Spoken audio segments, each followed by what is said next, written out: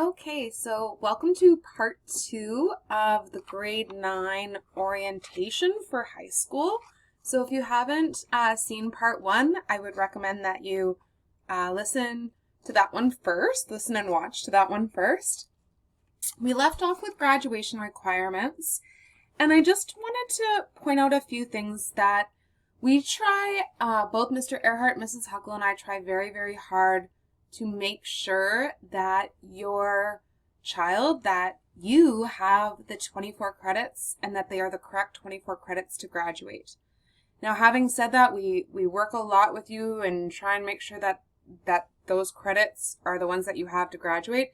But ultimately, it is your responsibility to check your transcript, to look over your class schedule, to make sure that you have the classes that you both need to graduate and or get into the post-secondary school of your choice. So it's really important that you know that there is some responsibility on your part to make sure that you do have those classes that you need to graduate and that they are the right ones. So now, having said that, sometimes you have interests that are outside of the classes that we offer, or maybe there just isn't a class that you think you want to take that fills your class schedule. Or maybe you're a more independent learner and you just want an opportunity to do something a little different. So this is where distance learning comes into our plan for Good Spirit School Division and our school. So distance learning, Good Spirit offers a lot of classes, a lot more than they have ever done. In the last couple of years, it's really expanded. What happens with this is that you do not sign up for distance learning now. This is more of an option if you need a class to fill a gap in your schedule, or if you have special interests outside of school that do not meet with your schedule.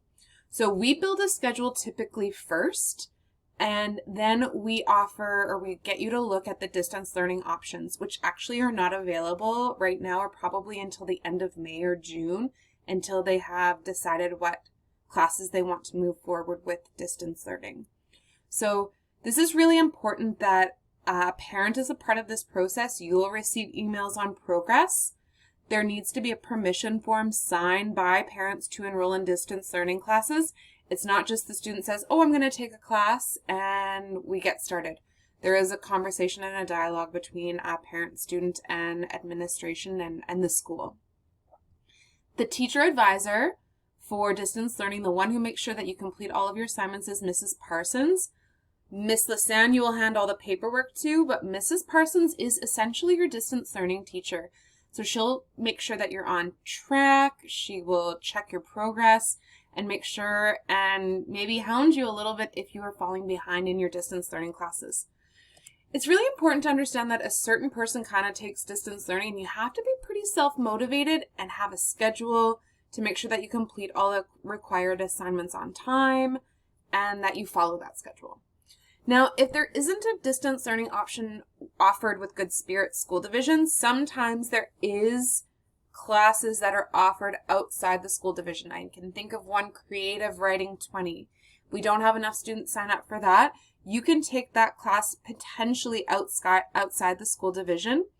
Again, sign up for those is in June, and it can cost between $400 and $500, and that will be out of pocket. You will not be getting reimbursed for that because it is not a required class that we are not offering. It's more of a supplemental learning that you will get a credit for, but the division will not cover the cost of that class. Now, this is some advice that previous distance learning students have kind of given, so I'll read it here, that you need to really commit your time to working on your DL classes, that you need to have a binder, or you should have a binder just like for every other class. They aren't for everybody. It takes a certain kind of person, so just be aware of that. A self-motivator, or if you're very scheduled and detail-oriented, then that might be something for you. You have to need the class or be really interested and motivated so that you will want to work on it. Also, go ahead, get ahead in the class because it can catch up on you. So make sure you're keeping at pace or that you are working ahead. Don't wait until the last minute to work on it. It's also good to take different classes that aren't offered at EHS. So some of those classes are really interesting and they're just not offered here. Stay on pace, because if you get behind, it's hard to catch up and you have to teach yourself.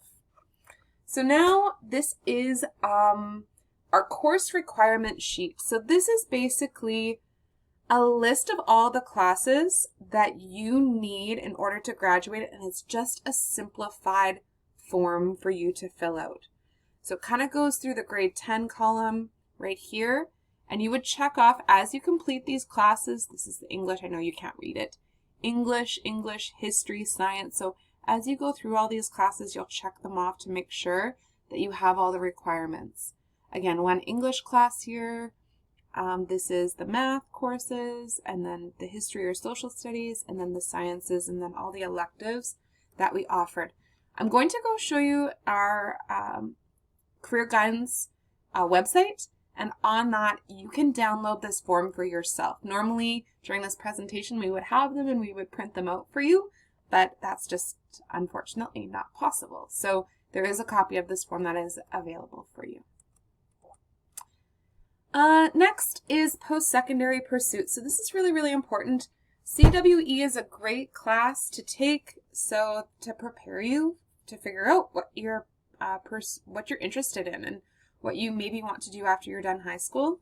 We do offer counseling on an individual basis. That's usually with me, the career guidance counselor, but Mr. Earhart does do a lot of counseling on an individual basis to help you with your post-secondary plans. Really important to look at those science requirements for whatever institution that you are looking at attending, because some do require a specific science, and it might not be a requirement to have it, but oftentimes certain classes at university, they will not let you take a biology class unless you do have the biology 30, but it may not be a requirement to get into your program. So it's really important that you look at the science requirements, because you might have a deficit going into university, and that will prevent you, and you'll have to pay $500 to upgrade a class before you can take the class you need to get for your degree. So it's really, really important for you to check that out, consult with me to make sure that you're taking the right classes that you need for the program, even though it might not be a requirement. And that goes for math as well. Just because you don't need pre-calculus 30 doesn't mean you shouldn't take pre-calculus 30. Oftentimes for math classes, again, a prerequisite for your program might not be listed, but for a certain class, it is. So again, you don't want to close any doors on your post-secondary plans by just going the easy route when it comes to picking your courses in high school. And now it's never too late really to start looking on university websites. Search for the requirements for admission. A lot of you have been on my blueprint before, and you can go on there and start looking around and seeing what the requirements are for certain university programs, like some of the programs, so that you can kind of keep tabs on what your interests are. So now we're going to just go to the career guidance website, and hopefully it'll just pop up here and we won't have any issues. There we go. So this is the career guidance website. So this is the home page, but really and you'll look on here over and over again, this is just the more up and coming information. The grade 9 orientation section is what I really would like you guys to go to. So right now that part 1 video is posted here, and now I'm going to put the part 2 right below it. So this is all the information that you need as grade 9 students going into grade 10 to help you with your planning. Now, you are going to do your course selection on a Google form. So you can either fill out the Google form right here like this, or you can open it in a new window. And this is the Google form. So first name, last name, your student's cell phone number. Just because we might need to discuss conflicts in your schedule or get decisions regarding your schedule, and calling you might be the best option instead of waiting for emails, because some of you do not check your email. So this is just going to be the faster route for us to get a hold of you. As a grades 10 student, you're going to check all these off. You can watch the videos, but this is the form that you will be filling out to make your course selections. Next is the chart of the prerequisites, like from the first video, science and math. Next is the GSSD school calendar for next year. This is that credit requirement sheet that I was telling you about. So again, that is there for you. You can just open it in a new window and download it, open with a Google Doc, and it should work for you. Next, we're going to keep going down. Student expectations. This is the high school expectations, so please take a look at that. And this is a list of the course offerings that we have this year. So it goes through all the classes that you need to graduate, and then every class and a description of each class.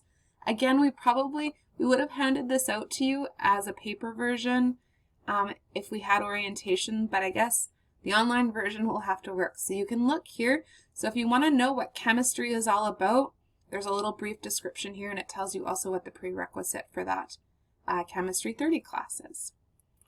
And that is the Career Guidance website.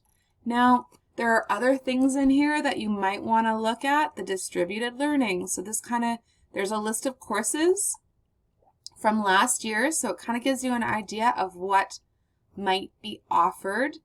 It doesn't change too much, so chances are the same offerings or they'll be similar. And here is a special project. If there is something that interests you outside of school that is not a class, say you want to rebuild a motor or an engine, that would be a special project. You want to break a horse, again, not really a class for that, but that would be considered a special project. Or if you have interests that are outside of just a class option, this is a special project credit. It is done with the distance learning, and there's an outline here, and it gives you some more information about how that special project would work. So again, if you want more information, please check out the school division website on that.